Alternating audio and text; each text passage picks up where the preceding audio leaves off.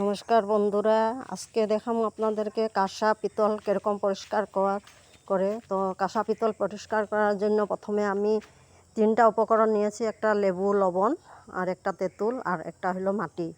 তো এই 3টার মধ্যে যে কোনো উপকরণ দিয়ে আপনারা কাঁসা পিতল পরিষ্কার করে নিতে পারবেন। তো আমি প্রথমে লেবু আর লবণ দিয়ে আমি মাইজা দেখাইতেছি। এই যে পিতলের ঘটি দেখেন কত পরিষ্কার হয়ে যেতেছে। আর মাটি দিয়ে পরিষ্কার করলে হাতের অল্প জোর লাগে, তো এটাতে কিছু প্রবলেম না, পরিষ্কার পুরা একেই পরিষ্কার হয়। আর লেবু হোক তেঁতুল হোক মাজার পরে যদি আপনার মাটি দিয়ে মাজেন না, তাহলে আবার লাল হয়ে যায়। তার জন্য কি হয়, মাটিটা দিয়ে আবার মাজার পরে, এটা তেঁতুল লেবু মাজার পরে আবার মাটি দিয়ে মাজা দিবেন। এই যে তেঁতুল দেওয়ার সাথে সাথে একদম পুরা চকচক হয়ে গেছে। এটা হলো তেঁতুলের মাজা।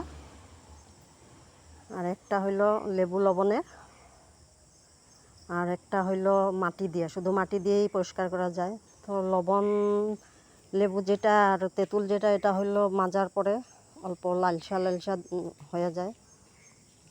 তো ওইটা আবার মাটি দিয়ে মাজা দিলে ভালো হয়ে যায়, পরিষ্কার হয়ে যায়, কোনো দাগ থাকে না।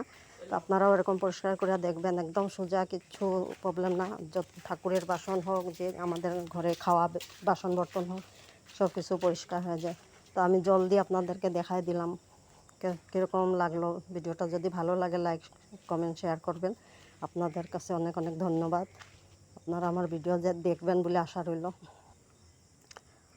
তো দেখেন আমি একদম পুরা পরিষ্কার করিয়া নোংরা জলে ধুইতেছি, আবার আমি ভালো জলে ওয়াশ করে লমু।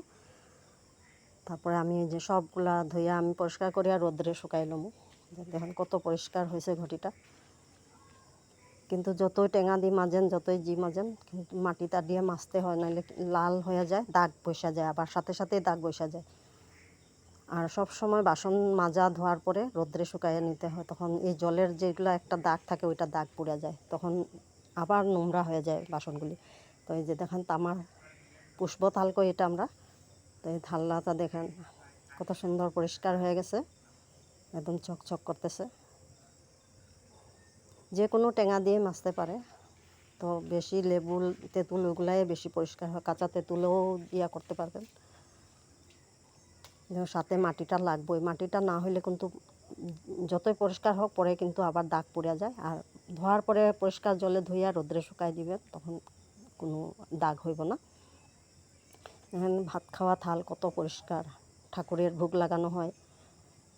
তো এই জন্য আমি রোদ্রে শুকাই নিলাম। আমার ভিডিওটা দেখেন, আপনাদের যদি ভালো লাগে লাইক কমেন্ট করবেন। নমস্কার।